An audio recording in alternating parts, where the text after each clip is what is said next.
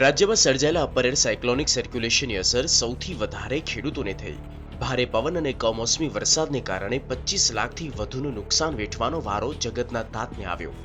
હિંમતનગરના પ્રાંતિજ, તલોદ અને ઈડર, જ્યારે અરવલ્લી જિલ્લાના માલપુર, મેઘરજ, મોડાસા અને ભિલોડામાં પડેલા વરસાદથી પાક નિષ્ફળ ગયો।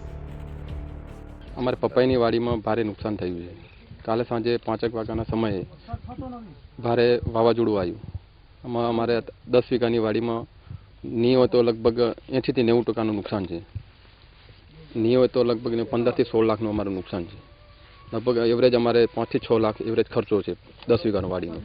નજર આગળ જોઈ રહ્યા છીએ કે હવે શું થશે। આ પરિસ્થિતિમાંથી અમે બેઠા પણ કઈ રીતે થશું। એટલા માટે માન્ય સરકારશ્રીને અમે વિનંતી કરીએ છીએ કે જો લઠ્ઠાકાંડમાં મરી જતા માણસ નાગરિકોને જો સરકાર સહાય કરતી હોય તો એક તો આ ખેડૂત છે, બિચારો રાત દિવસ મહેનત કરે છે ખેતીમાં, દવા, ખાતર, બિયારણ, મજૂરી એટલી બધી મોંઘી છે કે એનો કોઈ પાર નથી।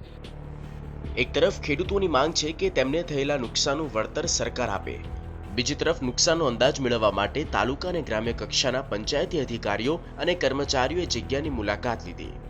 77,000 હેક્ટરમાં ઘઉંનો પાક, 1480 હેક્ટરમાં મકાઈ, 777 હેક્ટરમાં જીરું, 1097 હેક્ટરમાં રાયડો, 1771 હેક્ટરમાં વરિયાળીનું વાવેતર થયું હતું, જે તમામ પાકમાં નુકસાની વેઠવાની સ્થિતિ આવી।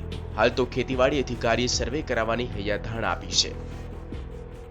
અત્યારે ફિલ્ડની અંદર તમામ ગ્રામ સેવક, વિસ્તરણ અધિકારીને સૂચનાઓ આપી દીધી છે અને સર્વે કરાવી અને ખરેખર કેટલા પ્રમાણમાં નુકસાન થઈ શકે છે તેનો રિપોર્ટ ખૂબ જ ઝડપથી સરકારશ્રીમાં કરી દેવામાં આવશે।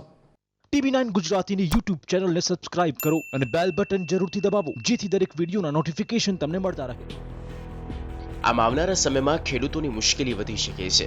એક તરફ વર્ષભરની મહેનત તો બીજી તરફ પડ્યા પર પાટું જેવી સ્થિતિ ઊભી થતા જગતનો તાત હવે સરકારની રહેમ નજરની આશ લગાવીને બેઠો છે।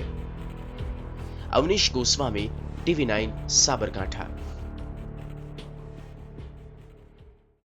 TV9 ગુજરાતીની YouTube ચેનલને સબસ્ક્રાઇબ કરો અને બેલ બટન જરૂરથી દબાવો જેથી દરેક વિડીયોના નોટિફિકેશન તમને મળતા રહે।